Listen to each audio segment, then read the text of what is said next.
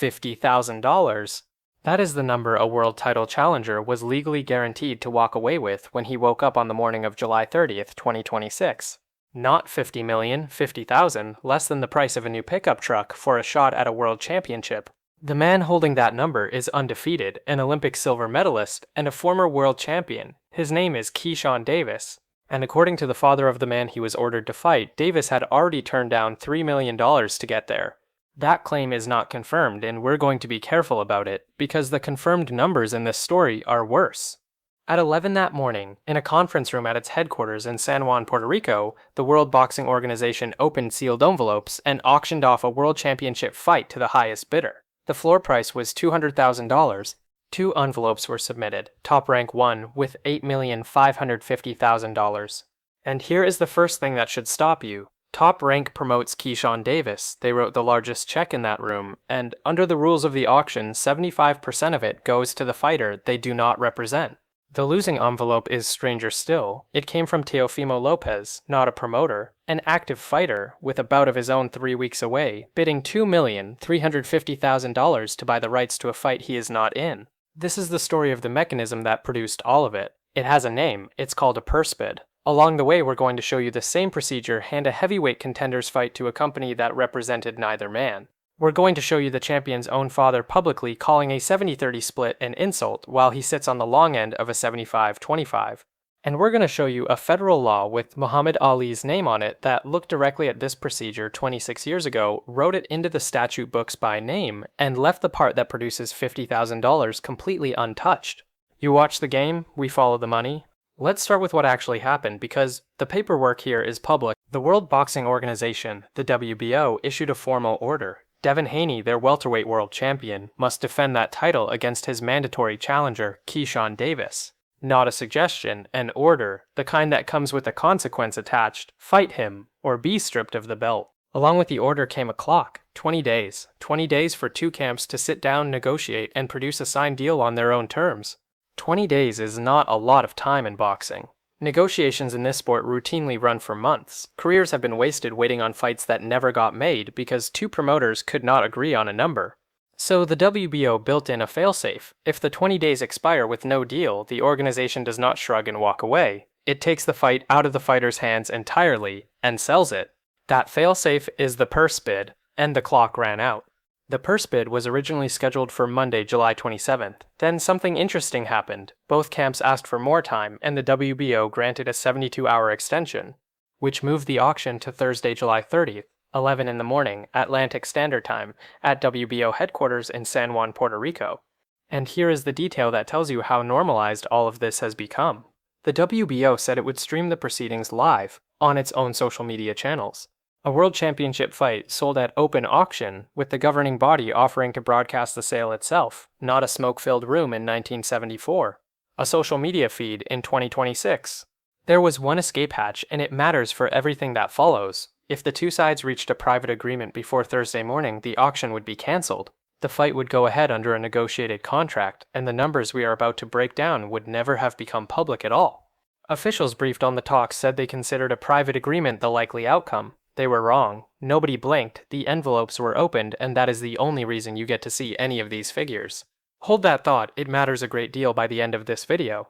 To understand why one of these men is about to make a fortune and the other might not, you have to understand that this is not a negotiation between 2 equals. On paper, it barely resembles a negotiation between 2 men in the same business. Devin Haney is 27 years old. His professional record is 33 wins, 0 losses, 15 knockouts. He has never been beat. He won the WBO welterweight title on November 22, 2025 at ANB Arena in Riyadh, Saudi Arabia against Brian Norman Jr.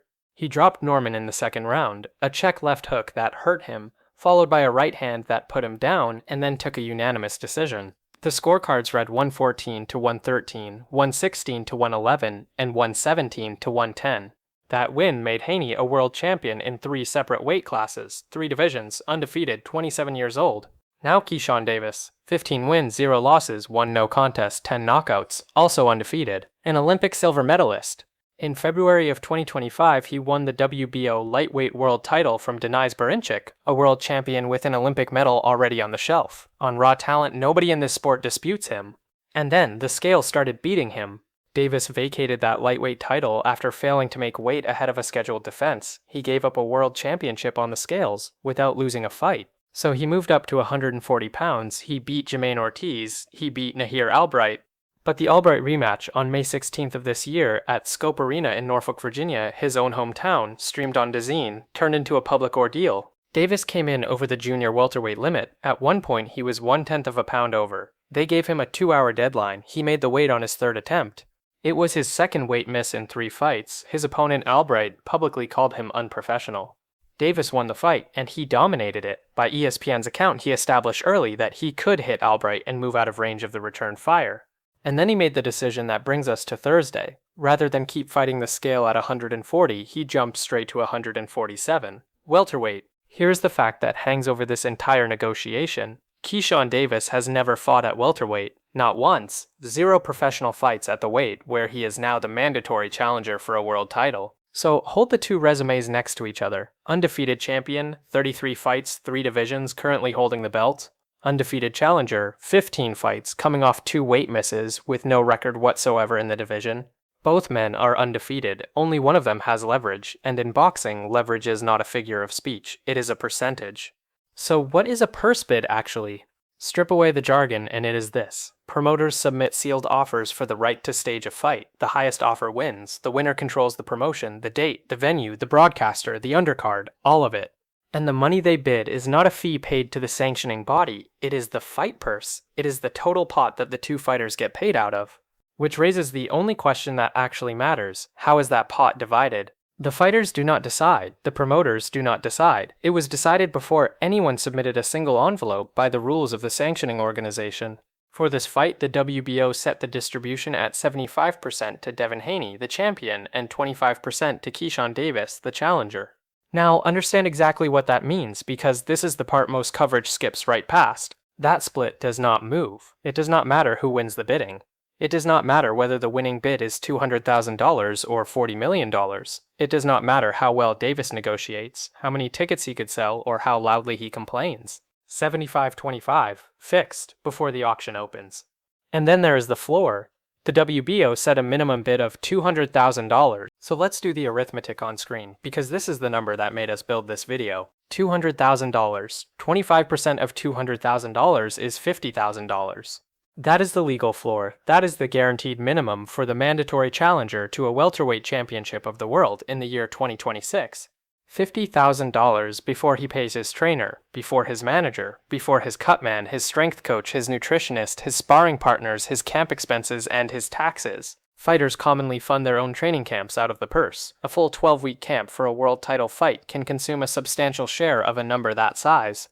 Which means the practical floor on this fight is not really $50,000. Functionally, it could be a number that starts with a 2 or a 3, and it comes attached to 12 rounds against an undefeated 3-division champion.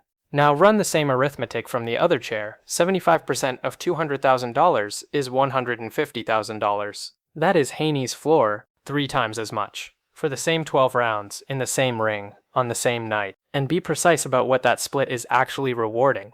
It is not paying for skill. It is not paying for who sells more tickets. It is not paying for who the fans want to watch. It is paying for one thing, possession of a belt. Haney holds it. Davis wants it. That single asymmetry is worth 50 percentage points of every dollar the fight generates.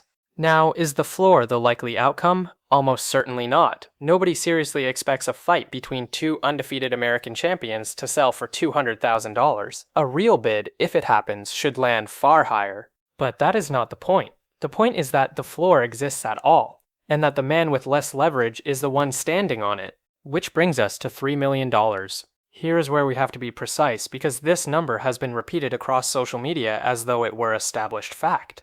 It is not. The claim is that Keyshawn Davis was offered a guaranteed $3 million to take this fight and turned it down.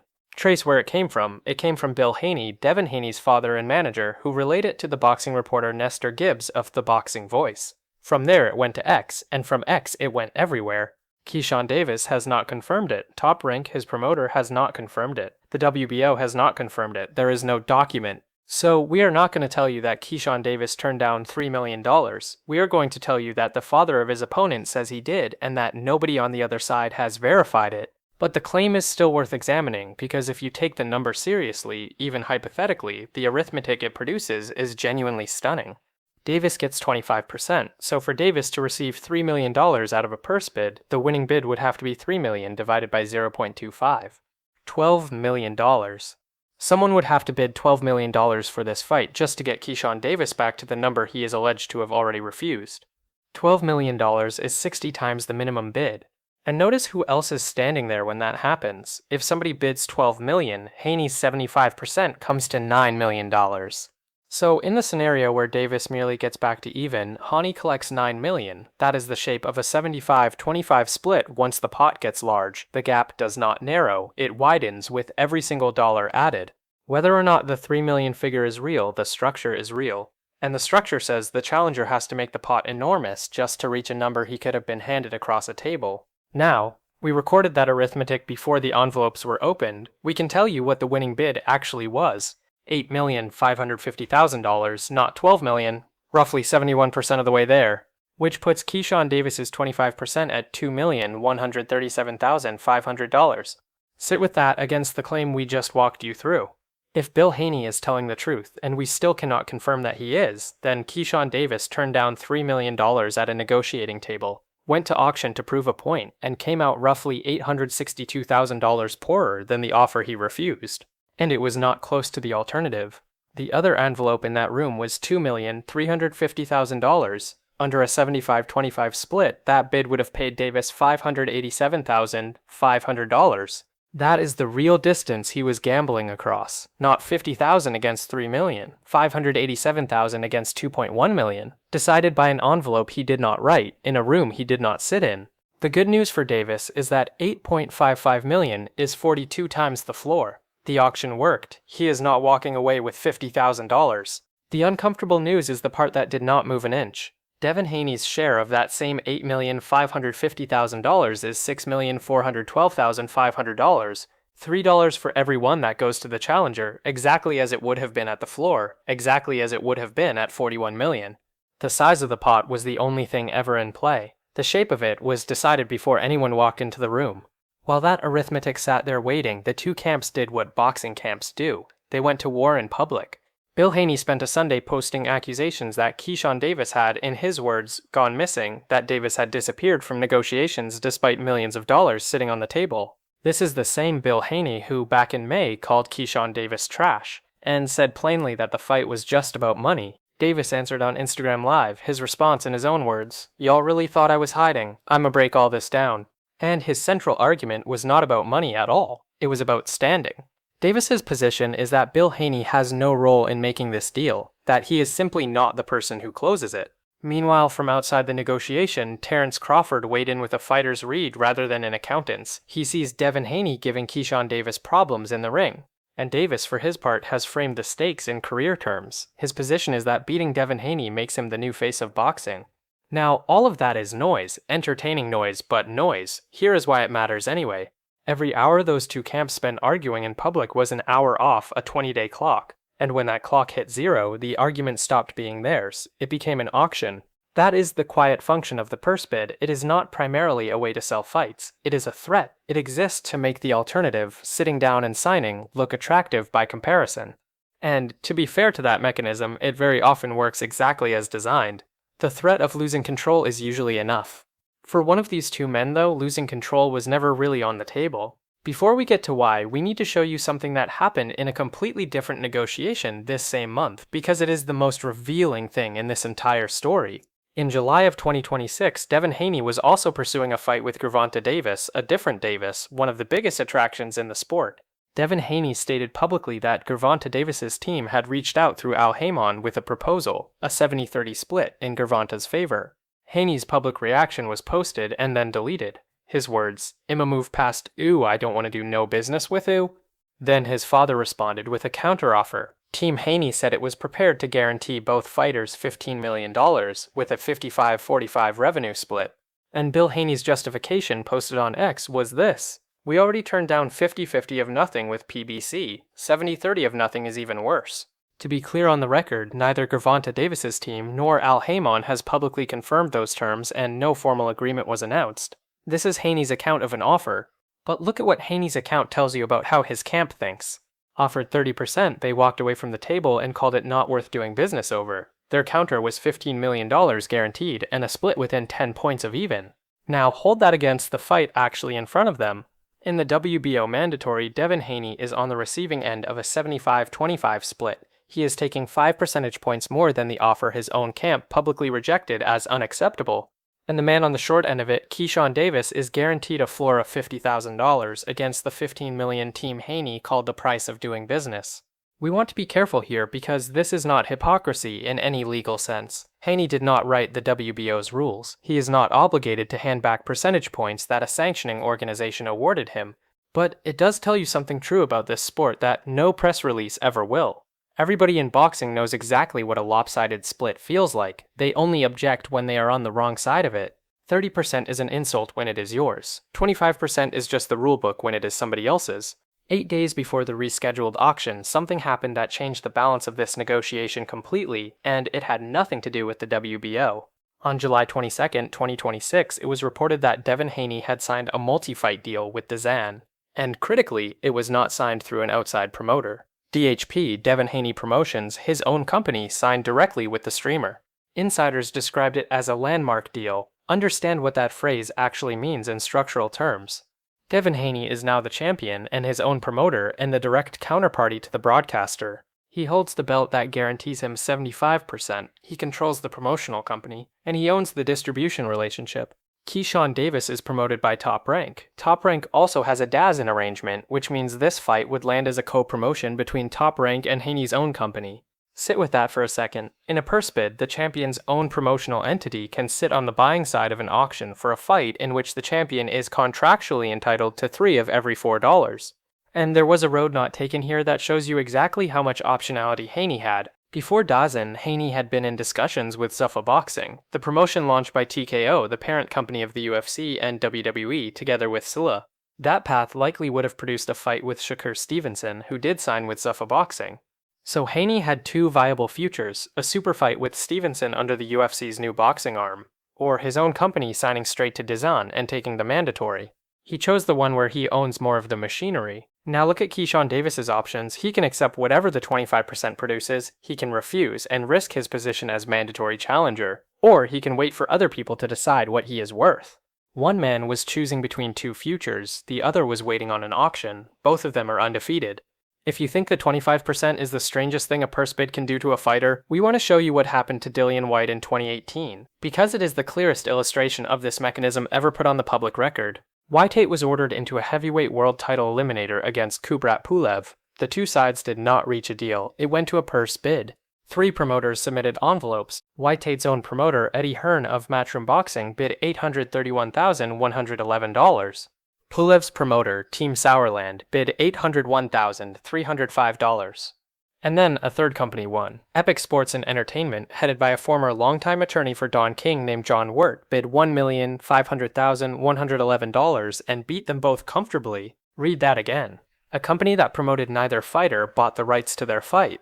Neither man's promoter controlled the date. Neither man's promoter controlled the venue or the broadcaster. A third party they had no relationship with now owned the event. And the split, identical to Thursday's, 75% to Pulev, 25% to Whyte, which produced these exact figures, published at the time, Pulev entitled to $1,125,083, Whyte entitled to $375,027. Same procedure, same 75-25, a stranger holding the promotion. And here is the coda. That fight never happened. Whyte moved on and fought Joseph Parker instead, and Pulev was left publicly raging about it. So the auction sold a fight that did not get made, which tells you the purse bid is a mechanism for allocating rights, not a mechanism for guaranteeing anybody a fight or a payday. We were going to leave that story in 2018 as a historical illustration. We can't, because it happened again on the morning we have been building toward, and this time it was stranger. When the WBO opened the envelopes for Haney and Davis, the losing bid did not come from a rival promotional company. It came from Takeover Promotions. The company belongs to Teofimo Lopez. Teofimo Lopez is not a promoter by trade, he is a fighter. 22 wins, 2 losses. He held the WBO junior welterweight title until January of this year when Shakur Stevenson took it from him over 12 rounds. He has a fight of his own scheduled for August 22nd against Rolando Romero in Las Vegas. So, 3 weeks out from his own bout, an active fighter submitted a sealed envelope for $2,350,000 attempting to buy the promotional rights to a world championship fight between two other men.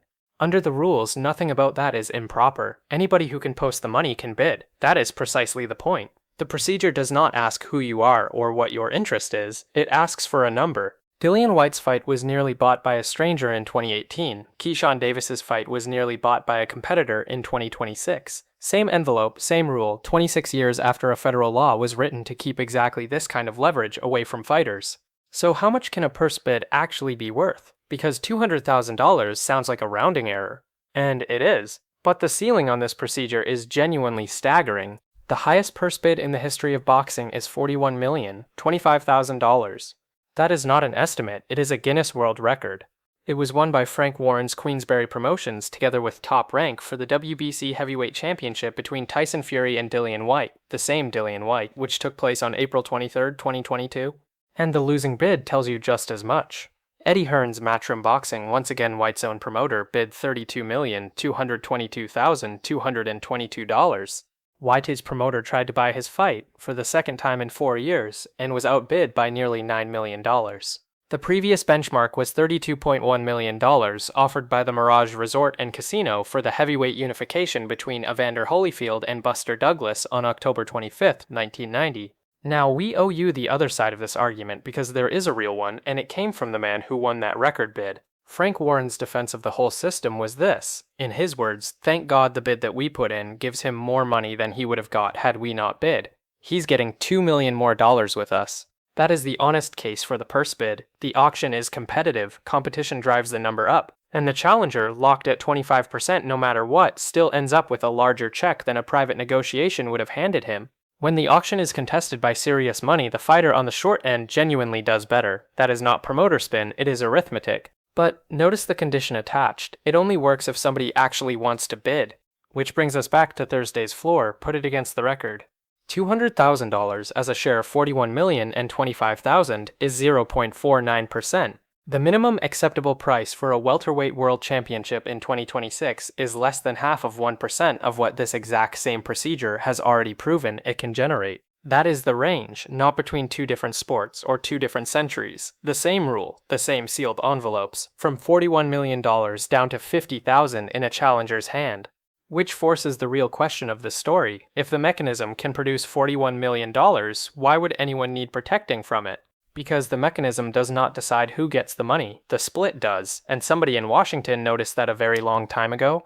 On May 26, 2000, a federal law took effect in the United States, Public Law 106-210. Its name is the Muhammad Ali Boxing Reform Act. It amended an earlier statute, the Professional Boxing Safety Act of 1996. And its stated purpose was to curb exploitative practices in professional boxing, restricting how much control promoters could hold over fighters, limiting the fees sanctioning bodies could charge, and forcing financial transparency into bout contracts. Now here is the detail we found inside the statute, and it stopped us cold. The Ali Act's disclosure requirements list what a promoter must hand over to the State Boxing Commission, written agreements with the fighters, a statement that no other side agreements exist, any benefit flowing to a sanctioning organization, any charge that will be deducted from a boxer's earnings, training expenses, promoter fees. And then this. Any reduction in a boxer's earnings, contrary to a previous agreement between a promoter and that boxer, or, and these are the statute's own terms, contrary to a bid on a boxing purse held for an event. The purse bid is written into the law by name. In the year 2000, Congress looked directly at this procedure. It understood that money could go missing between what was bid and what a fighter actually received, and it wrote a rule to force that gap into daylight. It also gave the law teeth, civil actions by states, and a private right of action for any boxer who suffers economic injury from a violation. So the Ali Act saw the purse bid, named the purse bid, and built protections around the purse bid. And it never touched the split. 75-25 is not federal law, it is a sanctioning organization's internal rule. The Ali Act regulated what must be disclosed about the auction. It did not regulate what fraction of the auction the challenger receives. Which is why, 26 years after a law was passed with Muhammad Ali's name on it specifically to stop fighters from being squeezed, a mandatory challenger to a world title can be guaranteed $50,000 with full transparency in complete compliance, and with the governing body announcing the result the same afternoon. Nothing about Thursday is illegal, that is the part worth sitting with. The system is working precisely as written, and right now Congress is rewriting it. There is a bill, House Resolution 4624, the Muhammad Ali American Boxing Revival Act of 2026. It amends the same statute, the Professional Boxing Safety Act of 1996, that the original Ali Act amended. Here is what it would do. It would allow private companies called Unified Boxing Organizations to build and run their own parallel professional boxing systems. Each one could sign fighters directly, promote its own matches, and issue its own rankings and its own titles. Read that again with Thursday in mind. A promoter could operate an entire boxing structure with no sanctioning body ordering mandatory defenses, and no sanctioning body's 75-25 split. The bill also carries obligations. These organizations would have to provide fighters with medical care and support services. There are contract requirements. There is an anti-doping program. And it would establish safety standards and minimum compensation for all boxers, whether or not they are assigned to one of these new organizations. Minimum compensation set by federal statute rather than by a sanctioning body's rulebook applied to everyone. So who is behind it? TKO, the parent company of the UFC and WWE, has been a principal driver of this bill. TKO, together with Sella, launched Zuffa Boxing, the same Zuffa Boxing that Devin Haney was negotiating with before he signed with DAZN. And it is moving. The bill cleared committee 30 votes to 4 and passed the House of Representatives by voice vote. It now sits with the Senate and would require the president's signature to become law. Now, and this is where honest reporting requires us to slow all the way down, because this bill is not a simple story. Critics argue it would weaken existing federal protections for boxers and that the beneficiaries would be the largest promoters. Yahoo Sports published an analysis arguing the bill offers the worst of both boxing and MMA. The concern is straightforward. The UFC's own fighter pay model has been litigated for years, and this bill would let that structure into boxing while stepping around the specific provisions of federal law written to prevent exactly that. But the bill is also endorsed by the Association of Boxing Commissions, and it is endorsed by Lonnie Ali, Muhammad Ali's widow and co-founder of the Muhammad Ali Center. So the law bearing Ali's name is being rewritten, with the support of the woman who carries his legacy, and with the opposition of people who believe it undoes the very thing his original law was for. We are not going to tell you which side is right. We do not know. And anybody claiming certainty about a bill still sitting in the Senate is selling you something. What we can tell you is what Thursday morning represents. Here's where all of it lands. On Thursday, July 30th at 11 in the morning in San Juan, Puerto Rico, the World Boxing Organization opened sealed envelopes and sold a world championship fight between two undefeated American fighters.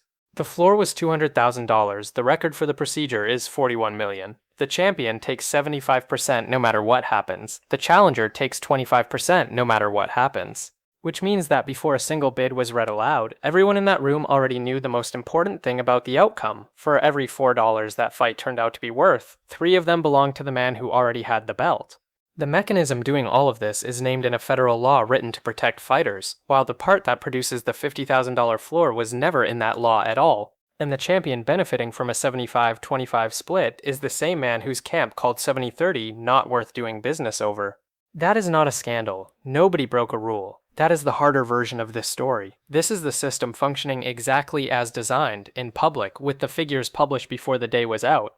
So here is how it actually resolved. 2 envelopes. Top rank bid $8,550,000 and won. Takeover Promotions, Teofimo Lopez bid $2,350,000 and lost. WBO executive Gustavo Olivieri confirmed the result when the bidding closed.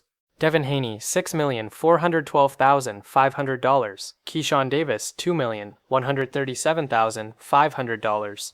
The fight is targeted for October 3rd, and it cannot legally be pushed past November, 42 times the floor, which means the auction did what an auction is supposed to do. It found the market price. Nobody is walking away with $50,000, and we are not going to pretend otherwise.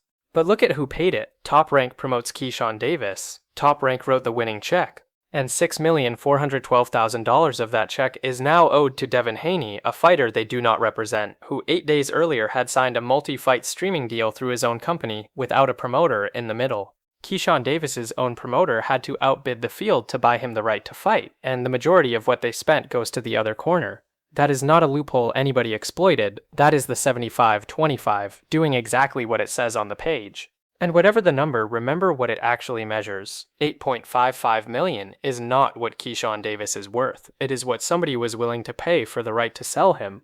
Those are different things. Boxing has spent 26 years, 1 federal law, and 1 pending bill trying to work out how different. If you want to understand where the money in this sport really moves, subscribe. We follow it every week with the documents. One last thing before you go. Devin Haney's 75% comes from holding a belt. Keyshawn Davis's 25% comes from not holding one.